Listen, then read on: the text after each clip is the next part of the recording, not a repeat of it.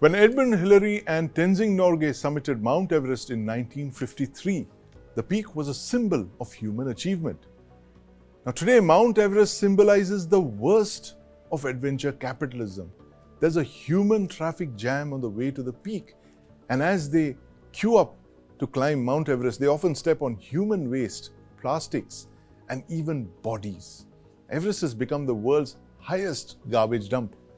I'm joined to discuss this evening by Wing Commander Amit Chowdhury and my colleague Nivriti Mohan. Welcome to the News9 Plus show.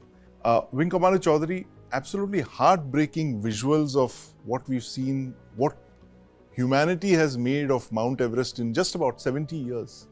It took a few million years for Mount Everest to be created, and it took us just 70 years to mess it all up.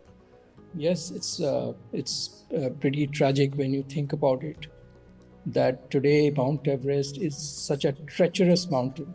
Right. And people are climbing Mount Everest as tourists. And it's just become a kind of a social media fame mountain. Right. So, pretty bad, yes.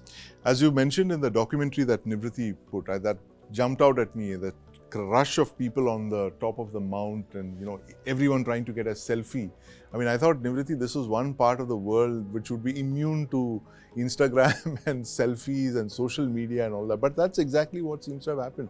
Where was the turning point really? You've been researching this story for a couple of weeks. You wanted to climb Everest at one point. You told me that.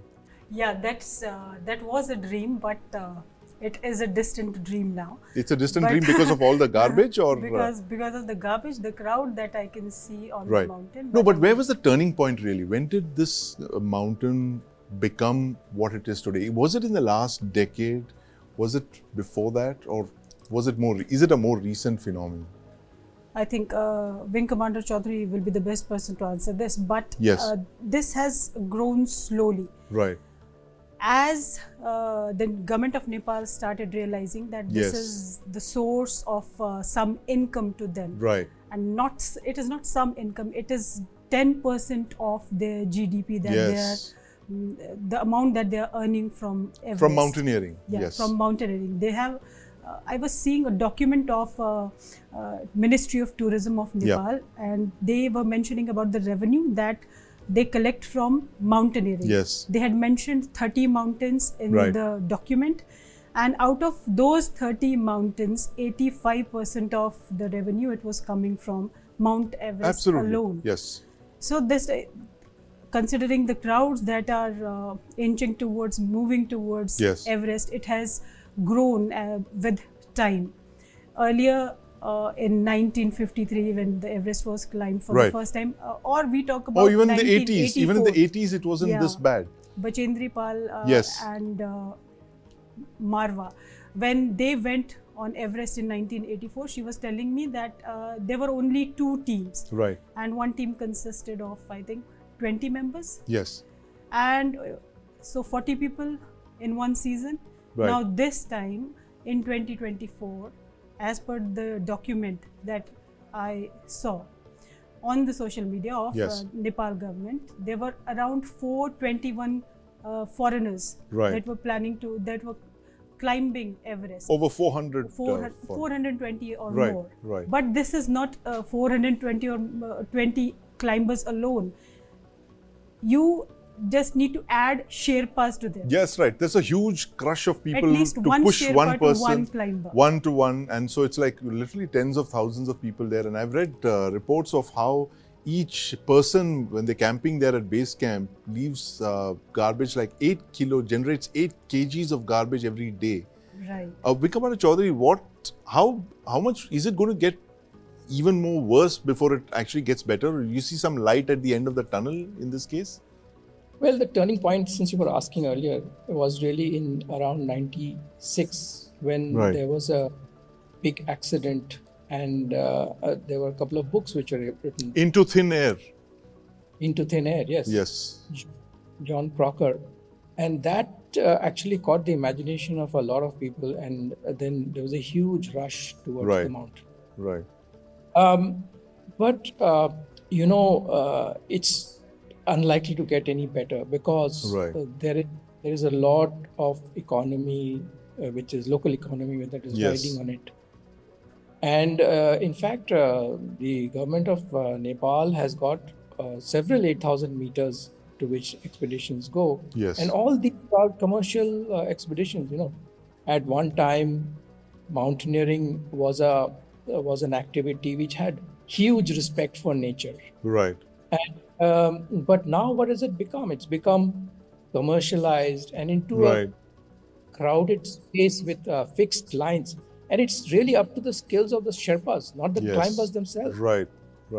Those Sherpas are basically those propulsion agents that literally push the climbers up the peak, and they, allow them to take those Instagram posts and those selfies.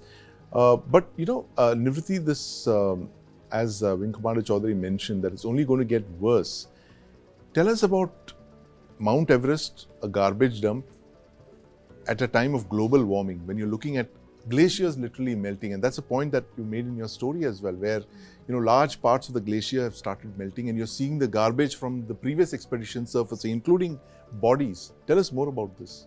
So dead bodies on Mount Everest. She is the fastest double summiter. Yes. And she is Padma Shri. Right. For this achievement, she got this recognition also. So she was telling me when she climbed Everest for the first time, that time also she did a double summit.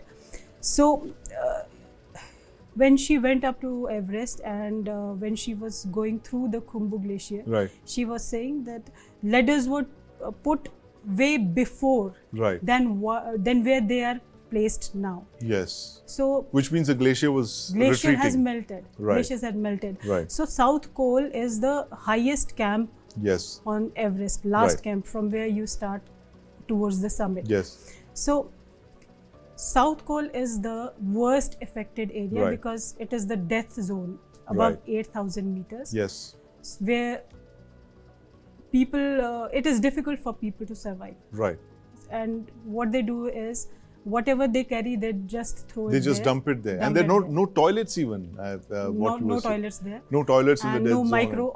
No microorganisms to break it up. Yes. The human waste. It's a very gloomy prognosis that you've painted, Nivriti. But Wing Commander Chowdhury, is there any bright spot whatsoever at Mount Everest in 2024? As you mentioned, you said it's only going to get worse.